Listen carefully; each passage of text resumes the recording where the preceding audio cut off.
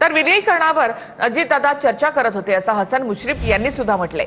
आता परिस्थिती बदललेली आहे, भाजपला विश्वासात घ्यावं लागेल असं मुश्रीफांनी म्हटलंय। आमचे कोणतेही नेते चर्चेत नव्हते, पण विलीनीकरणाची चर्चा झालीच नाही असा आम्ही दावा करत नाही असं देखील मुश्रीफांनी म्हटलं आहे। शशिकांत शिंदे त्या चर्चेत असायचे, ही दोन्ही पक्षांच्या जिल्हा परिषद निवडणुकीबद्दल असायचे। तर आम्हालाही फोन यायचे किंवा एकत्र जर येत असाल तर एका चिन्हावर लढवा म्हणून आपण गडिंग्लज आणि चंदगडमध्ये हा प्रयोग केला। परंतु ह्या इतपर दादा आमच्याशी काही बोलले नाहीत, हे खरं आहे। विलीनीकरणाचा मुद्दा मी अनेक वेळा मांडलेला आहे की अजितदादा हे चर्चा करत होते, राष्ट्रवादी काँग्रेसचा कुठलाही नेता त्या चर्चेत नव्हता, त्यामुळं त्यांची चर्चा झाली नाही असा काय आमचा दावा नाही।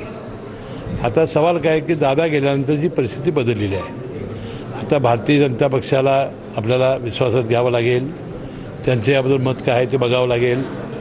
त्याशिवाय आता सुनेत्रा वहिनी आणि त्यांचं कुटुंबीय त्यांना जे वाटते ते आता ह्या पक्षामध्ये होईल।